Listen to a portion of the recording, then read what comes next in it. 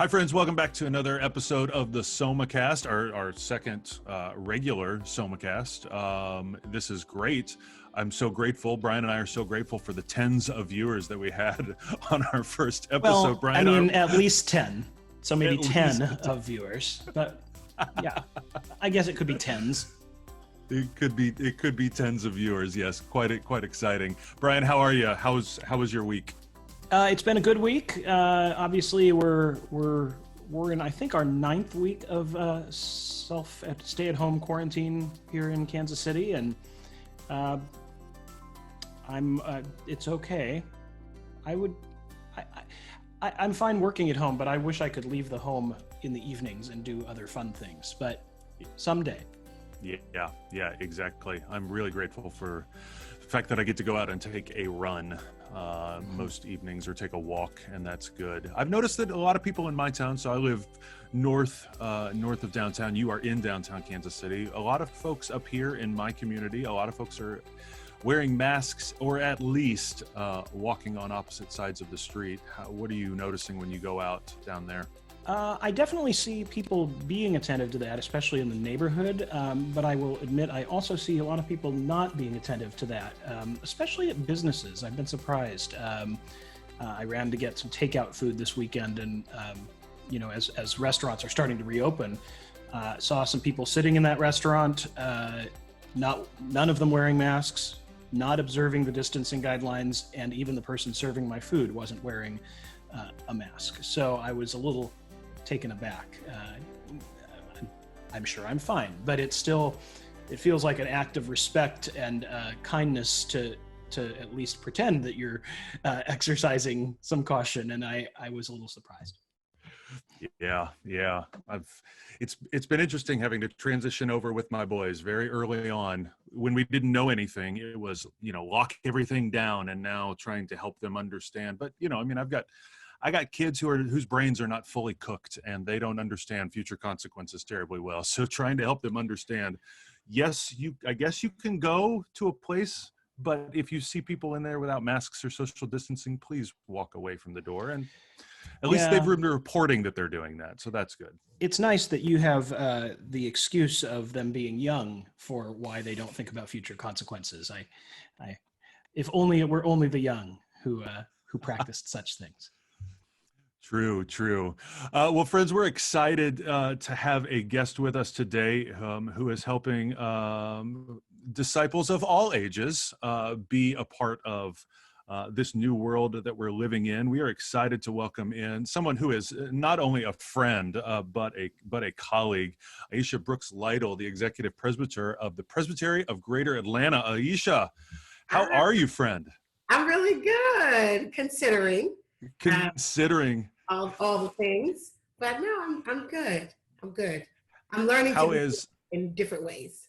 Yes. How is life in lockdown there in Atlanta area? So I live in Decatur, in the city of Decatur, and I probably have never been more aware of educational and class privilege. As a Black female, I have my hermeneutical lenses, race, gender, class, but just really the class privilege and what it's like when I'm sheltering in place in something that could be somebody's Airbnb, right? Like, I've got the space, I have the yard, the porch, we call it the McDonough Cafe, because I live on McDonough Street. So we got the porch lights, we have the umbrella. I mean, it's a whole thing. It's a whole thing. If it weren't a global pandemic, you'd be living your best life now, right? I mean, I have turquoise Adirondack chairs. I sit right on the front lawn, like I'm vacation. Like, I have to, for me, like whatever your little pocket of sanity is, if it's a prayer closet or something. So I'm trying to, how do I live into all of this? Because we're going to be here for a minute. Right. And yet you are living in the greater Atlanta area, in the state of Georgia, a place where there seems to be an impetus to not live into this stay-at-home culture. It was one of the first states to reopen. Yes, it was. It's fascinating being a mid-council leader, and when you're in this role, and you all know this, that that you're a template or a model for how, if you do something, other people will follow that template or that model. And it was that evening where the governor, and I understand this push and pull of everything can't be in total lockdown or we're all going to collapse on each other. I get that. But having to the first time to differentiate, how is the church going to model something that will look different than business and commerce? Because we're not all the same. And that was the weekend, that March 24th weekend, that we had to start creating a different template and a different conversation piece from our offices to say, you know what, this is going to look a little different than that. And if you choose to do that, respect it. But as it relates to worship, that has to look different. So that was a first in that regard that I didn't expect. Yeah.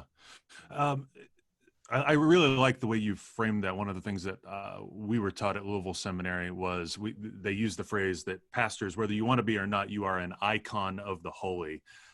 You represent something about God. I remember learning from Mark Lomax at one point. He was saying, a pastor is an icon. And so whatever it is that we do, that is what our communities do. And that modeling, I think, is important. You are a leader who helps other leaders. Brian and I are acutely aware of the fact that we are even a step removed from where you are. And so we're really excited to talk to someone who is actually helping pastors on a more regular basis than he and I get to, and particularly in Georgia. You mentioned moving worship online. This recording is going to go up on Memorial Day, and in this time of pandemic, a week seems like an eon, but people will remember that a week ago yesterday, Zoom decided to just have fun with all of us during morning worship, and people were not happy. I'm proud to say that a lot of the pastors that I know of rallied. I mean, they rallied hard and they did a good job. Yeah. But I wonder if you could reflect on how you're talking with the pastors that you serve about a couple of things. Let me give you a couple of prompts. Sure. Why are we worshiping at 10 a.m. on a Sunday morning when our worship is asynchronous now? Why are we doing that? I think there are good reasons for doing that, but why are we doing that? And I'll throw this out for you. A friend of all of ours, Alice Ridgel, who is the Associate General Presbyter in Charlotte Presbytery, posted just this morning, are we doing a new thing? Or are we doing the same old thing with a camera? Come on, people. Come on. I mean, that's good. What do you think? What do you think, Aisha? So I think the why 10 a.m. that we're still afraid that somehow if we go to 3 o'clock virtually, that when we do come back together, that everyone's going to want us to go to 3 o'clock on a Sunday afternoon. And I think people aren't differentiating this moment and the creativity of this moment. I had said, I went on IG Live just to respond to on Instagram to say, what's the role of improvisation when things are shifting right beside you? And so there's a picture, the Great Day in Harlem, that has all of these jazz greats. And that's kind of, they're sort of like my cloud of witnesses, if I can say that, at home. And the jazz artists are just all around this house. And this idea that like at any given point, you have to be ready to improvise. And now is the time for improvisation. We had two churches, we have this thing called an engrafting policy. So instead of assimilation or merger language, just this whole plant life coming together. And so this smaller church, that was a new church plant 20 years ago, is now being engrafted into another congregation. Their closing worship service was pre-recorded. And they call it like Sofa Sanctuary, if I'm saying it correct. This is Fayette and Summit. And so it's you watch it at your leisure. So and I was the preacher for the service. And so my family and I, 4 o'clock on a Saturday afternoon, had church. I'm in there shouting from the couch. I'm like, hallelujah. My son was like, are you preaching to yourself? I said, that's right. That's right. Thank you, Jesus. So it was like, and then I was able to get on, to have a conversation via Facebook or via Instagram. Like I was freed up in a new way on Sunday morning because I had participated in churches, other colleagues out in California that do a Saturday night at 5 o'clock. So I think I'm surprised that Some pastors are. Some people have to choose different things for different reasons, right? Contextualization and differentiating are critical in this season. And that's something you have to just really encourage people to do. Now, some folks know that their people, if they're not doing something at 10 or 11 o'clock, they're not going to do anything. But you also can invite them to say, this is available to you 7 o'clock on Saturday, or it's available to you 3 o'clock on Thursday. Like, this is here. And I do think that the pre-recorded worship piece gives a little more, doesn't mean that you shouldn't do something live to engage people on Sunday, but I've seen people interpolate, here's the pre-recorded stuff. Here's a 30-minute Bible study that's live. And then, you know, so I'm telling, I mean, it takes you got to tap into your more creative self. Right. You don't have to do the full liturgy of your regular Sunday service in order for it to be real worship or real community or real anything. No, not at all. But you do have to push past fear. And you cannot phone it in. You have to be engaged, and it cannot be a, you know, all right, I did this, and this. It takes a lot, you know? And so I give credit to anybody who's pre-recording services. I'm sweating. I'm like, give me some more water. Like, set makeup, like, it is intense. Yeah, as somebody who does video a lot, it's hard to make that shift. I mean, I've got opinions about what I think would be most helpful in this time. You know, I love the kind of intimacy of people sitting near a webcam, but I always have to admit that, you know, I've spent probably the majority of my adulthood trying to learn media, whether it be music recording or video recording. And for a lot of our colleagues, by God, it's not just that they're doing the best they can. They're doing amazing for the fact that they've been thrust into this in 8 weeks. I mean, incredible. The kind of stuff our pastors are producing is just incredible. It's incredible. I saw one prayer for one of our churches. Have you seen the meme where it says, "Dear God," and it's a whole bunch of jumbled letters? And then it says amen at the bottom. Yes. Well, they had two of those kind of marquees. This is for the prayers of the people. And the person had the "Dear Lord," and then they took the scrambled letters and then put the like health, you know, support, government, like they had already had those letters pushed to the side. And then it was like, and then they put them in the thing. So it was just a visualization that even the scramble prayers, right? The spirit gives groanings too deep for words, right? That they get translated in the spirit realm. Or so just that visual could not have happened from the chancel on a Sunday morning. Right. You know, you're talking about how exhausting this all is. And I know we want to talk a little bit about kind of rest in the midst of that, but before we get to rest, I want to ask, you know, I think part of why a lot of churches want to move toward returning to quote unquote normal is how exhausting doing this in this highly engaged, creative, different way has been for all of us. I guess I'm curious what you're saying to churches as a presbytery leader right now that are saying, you know, we can't be shut down forever. I'm exhausted of doing Zoom video worship. Help me. What do you say to these churches? So one of the things that's happened as a result of this is we have like our own little kind of crowdsourcing group on Facebook that's just for, you know, pastors serving in our presbytery. And it's mainly people who are active in congregations or interims who are going between congregations. But they we asked, could we host the first midweek check-in? And that was sort of like the weekend of the 22nd of March. We've met every week since then. No heavy agenda, just like a checking in, and then people will kind of raise questions. And so the most recent letter that we put out with the side, we have a reopening to reimagining task force that we put together.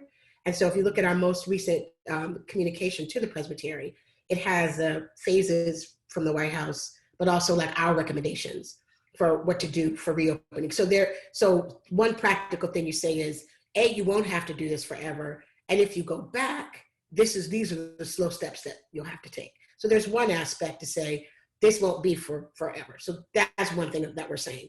The other thing that came up out of that crowdsourcing midweek Zoom conversation, which has about 20, 25 people, was they were asking for virtual resources so they could put together worship services. Like I preached a sermon on flourishing that I did all last year. My sermon for this year is the Don't Be Weary. One of them said, Aisha, if I could just pull down the Don't Be Weary and the Flourish and some other sermons from our presbytery staff, and then in a pre-recorded sense, you could have a prayer here, a sermon here, then the pastor does the welcome and the benediction, and you do a pre-recorded song, and then there's worship. So we were just talking about that this morning with our staff to say, okay, here's the people we'd ask, probably want to do like a 12-week coverage kind of thing. And you know whose fault this is?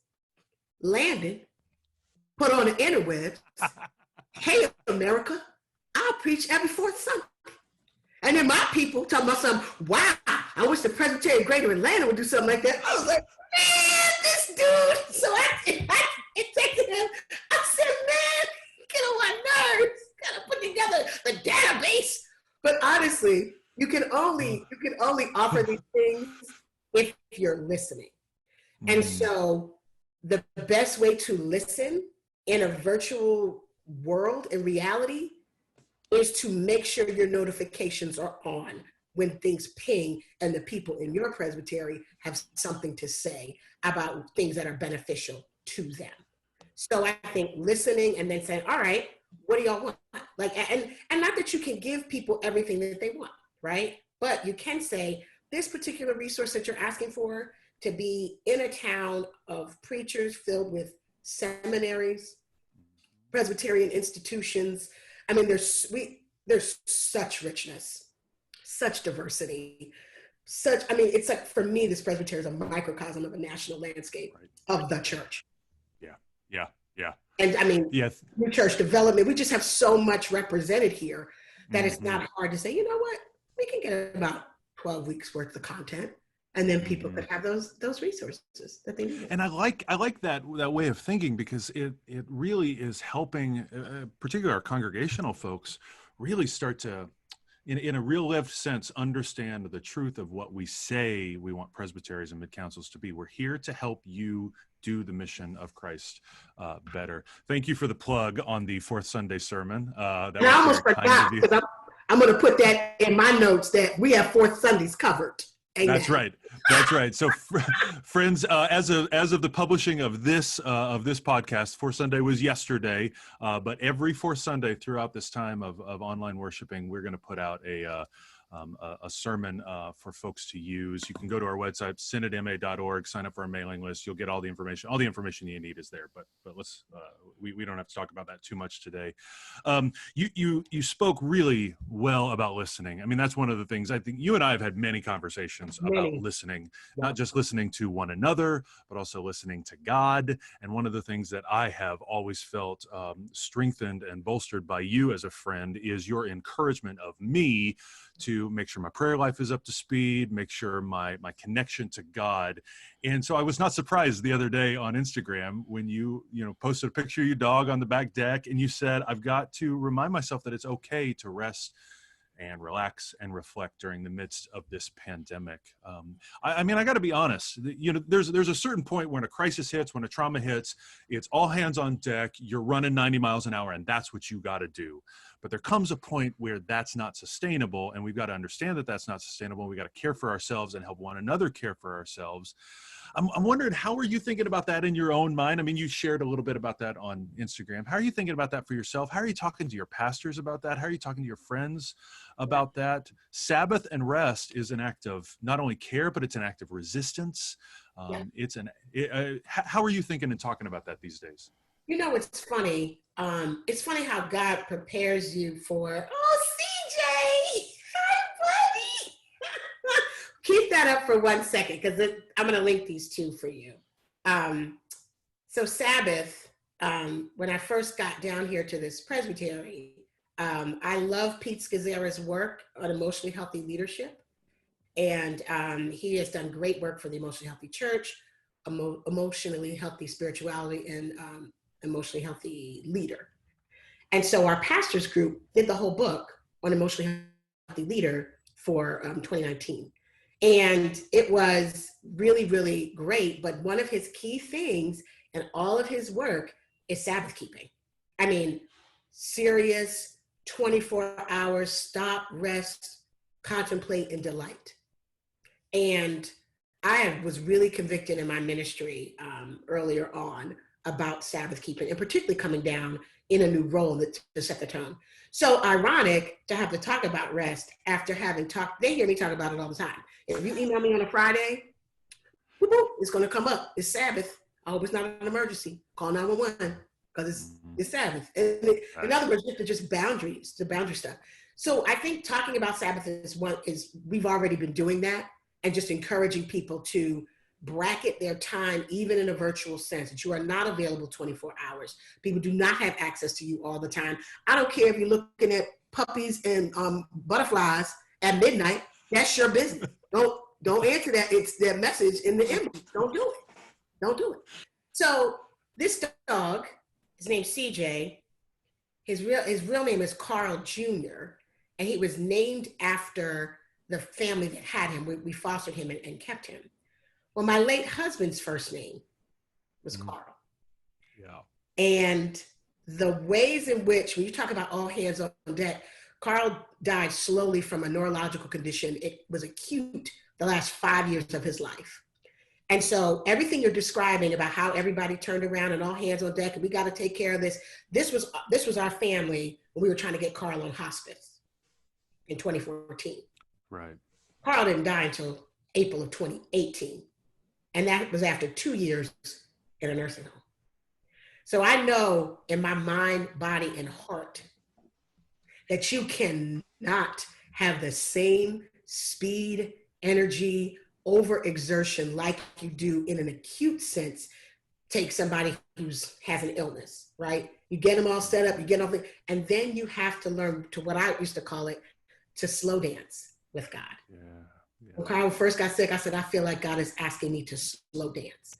And so I had to learn a different way of navigating and going this kind of this measured pace that was years. So when we talk about a pandemic or waiting for a vaccine, I'm like, waiting 3 months, 4 months, try 4.5 years, and then give me a call. Because this is nothing compared to, you ask any caregiver with a neurological condition, cancer, dialysis, like you ask anybody that's going through something for the long haul. I had one of the women in the church tell me, I cared for my husband for 12 years. Like there is a whole, y'all talk to the widows, talk to the widowers, talk to the long-term caregivers. They have something to say. They really do. And so there's something, I lead with that. And it's crazy to have this backstory of widowhood and caregiving and grief that I would have thought translated into this season that we're in right now. So the image, and the reason why I put that picture of CJ up is because I constantly say that my imagery around God or my visualization of God right now is like mama sitting on the front porch. She's sipping on tea and the whole world is in timeout. Now, you remember when you were in timeout? You could kick like, oh, I'm getting off these steps. Oh, I'm getting and your parents just sit there like, I'll wait, because you're in timeout. Sit, Zoom crash, you're in timeout. Sips the tea, breathes in the air, looks at the trees, pets the dog. We are in time out. So you can do time out one or two ways. You can do all the like kicking and twisting on the step, or you can sit back and learn something. Do it. I'm curious what apart from keeping Sabbath in the sense of taking a day off, not taking phone calls, what are the the rest practices? How are you suggesting people put themselves in timeout, as it were? What does rest Sabbath look like in this moment? Because I have to tell you, like for me, Sabbath would be going out with friends, and I can't. It would be hanging out at home, but that's what I do all the time now for work. So help me rest. Help people rest right now. Sure. I think I saw this one meme, and it was basically somebody going on a wine tasting tour in their house, and they were like, the living room, the bedroom, the kitchen, the front porch, the back porch, like, ooh, like, they had like different like types of wine in each of the different rooms. I really think that you have to reclaim space, and this takes some creativity. This takes some prayer. It takes, like I reestablished. I have a standing desk in my bedroom. Also serves as sort of like a secondary living room. The big TV's there. The piano is there, so that I've recorded music up there and that kind of stuff. But I said, let me change spots. And I was just working on email.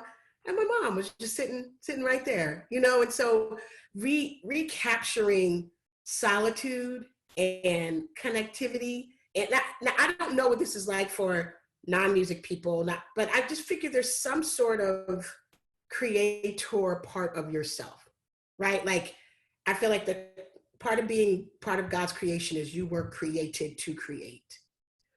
So knowing who you are, what are the ways that you can create or just be? Like, that's the part, I think the hardest part about timeout is you have to be with yourself, with your feelings, and kind of unpack that. If you're irritated with just you, all right, what's going on here? Like, or if you're bored, how do you connect? I mean, these are not easy. I'm not saying that this is easy by any stretch. All I know is we got to figure out, you have to exegete you, and you have to figure out something, because this is going to be for a while. I'm not flying till 2021. Right. Period. I tell you, I got 3 pre-existing conditions: type 1 diabetic, I have rheumatoid arthritis, and I'm Black. So I'm not going anywhere. So I don't have a choice. I have to reimagine, and that's why even our task force, reopening to reimagine. I have to reimagine every bit of space that I have. I have to. I'm telling you, just in the time of being here, my neighbors and I started composting, because they were like, we compost, just throw your stuff with our stuff and we'll all have better dirt and stuff. I was like, bet. They're like, do you want us to cut down that tree? I was like, yes. I've been here for 2 years and I haven't been slowed down enough to check on that. I mean, I'm telling you, what does it mean to reimagine each wine tasting room that you have and say, right. How will it be more life-giving? A plant, a book, an album. There's a Canvas Bible, like a message Canvas Bible, which you can doodle in with pencils, with like colored pencils. I'll read my picture Bible. You know what I mean? Like the one that I can draw. And just I have to reimagine every nook and cranny of space, so that I can see that every aspect of it can be life-giving and not life-draining. And I love the fact that you start with, we got to rest, because that emotional reimagining process does not happen if we're not caring for our own physical well-being, our resting. That's what, I mean, as artists, we know this, like art does not come until all the stuff is kind of put at bay for a second. And we got to do that for ourselves. I mean, I tell people my favorite prayer instructions are sit down and shut up. Like that is the best way to pray. Listen for God's Spirit. I mean, right? Because it's the fruit of the Spirit, and you got to hook up to that fruit tree. So just sit there and hook up to that fruit tree. That's a weird metaphor, but you know what I'm saying. No, but you abide in the vine. There has to be some abiding, and you can't be all over the place if you're not abiding. Brian, I also want to say, that anything that we're going to do well, we need to be coached in some regard. And so, like, as a new mid-council leader, I have my EP coach. She's like 80 plus years old in Ohio. And once a month, we break it down. I have a mindfulness coach because I am not good at sitting still. So I get the little breathing exercises and break it on down. And then I've got a, wellness coach with my personal trainer. All of these things are either phone or Zoom. All of it. And it's getting done. So I don't think we can be out here just like doing this by ourselves. I don't care if it's like peer stuff. Even conversations like this are just helpful. It's like whether it's iron sharpen iron, or somebody a little ahead of you, or somebody younger than you, right? Like that's the other thing too. Sometimes the coaching and the encouragement is coming in an intergenerational space as well, especially with this digital stuff. So you are already doing some good coaching for all of us right now, I think. But I guess I'd love to hear what you think is left to say as we wrap up our time together. If you had to give some sort of final words of coaching advice to the pastors, to the presbytery leaders, to the people in the pews out there who are just trying to figure out how to go on right at the moment, not sure of what the future holds, what would you say? The first thing I would say is to trust God and really deeply receive the love that God has for you. Because just when it's like taking breath in, just when you think you've gotten all the air in that you can, it's like just a little bit more than that. So trust that you are really, really, really loved, because you really, really are. The other thing that I would say is let go of either or thinking, because our whole reality and existence in this day and age and forevermore is about both and. It's not we're doing online now so we can go back to only in person, or I see the world this way and it's over and against seeing the world that way. There's way more both and that I think is going to be our surviving and thriving in the world. So trust and a both and mentality. That's really helpful. What's been feeding you lately? Before we let you go, you have any books? You have any articles? You have any pods? Any songs? Any albums? What's been feeding you lately? What kind of recommendations you got for folks? Sure. Sometimes I surround myself with books just so the titles. Right. I'm not going to read you, but the title is inspiring, right? So I've got like Smoketown, that's about Black artists back in Pittsburgh. Creative Courage, Leaving Church. These are all these things that I just surround myself with books that I would like to read. Here's the truth. I did download How to Lead When You Don't Know Where You're Going, the Susan Beaumont book. Everybody seems to like that. Just the title alone is inspiring. So that's something that I plan to read. Podcasts. I love Pat Lencioni's work and the 5 dysfunctions of a team. And the first dysfunction of any organization is the inability to trust. So if the church could do a whole better job of trusting God, trusting one another, trusting this new age that we're in. So he has a podcast called At the Table, and it's just really great stuff. And so I really glean from team building and organizational leadership and how that is a benefit to the church. I think that in this day and age, in a pandemic, the things that are lurking underneath always rise to the top, and the disparities in race and class are ever present, particularly in this pandemic. If you have not listened to the 1619 podcast through the New York Times, it is absolutely fascinating. And the last 2 on farming, on Black farmers, that's probably the most painful to listen to. The one on music is hilarious because it's great, but the one on that. And so I think if you're going to understand this America, you just keep asking yourself about our reality when those first transplanted Africans were brought here. And so I think that is something that is grounding if we're really going to talk about that and meeting the needs of those around us. Music, I am a Moonchild fan. If you don't know who they are, get your life right with Christ. Go on YouTube, Look them up, the Tiny Desk, the Moonchild's Tiny Desk concert. So and again, improvisation. Anytime people are creating and doing improv, it's great. One more musical thing. Ricky Dillard has a new album out called Choir Master. It is all things Black gospel 90s choirs, realness and goodness.